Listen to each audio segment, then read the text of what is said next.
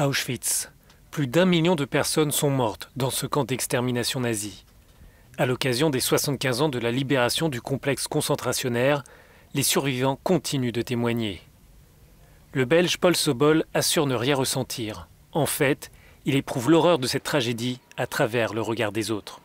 Je pense surtout à ceux qui ont disparu de ma famille. Parce que, vous savez, j'ai même pas embrassé ma maman. Lors de l'hiver 1944, les nazis ordonnent l'évacuation des camps. Les prisonniers juifs ont dû quitter Auschwitz pour rejoindre l'Allemagne à pied. Les historiens parlent des marches de la mort car les officiers avaient pour ordre de tuer toutes les personnes qui ne pouvaient plus se déplacer.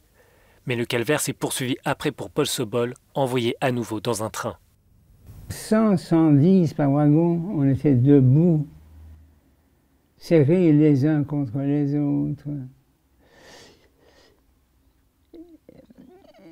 On ne savait pas combien de temps on allait rester. Finalement, on est resté dans ces wagons 6 jours. Quand les trains se sont arrêtés définitivement, ils ont ouvert les portes et de mon wagon, on est ressorti 25 ou 25 de survivants.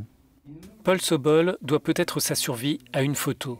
Arrêté en juin 1944 à Bruxelles, sa petite amie avait réussi à lui remettre tout de même un colis avec cette précieuse image. Il a su la cacher et conserver avec lui le cliché de celle qui deviendra sa femme. Je l'ai plié en 8 et je l'ai gardé dans mon poing droit.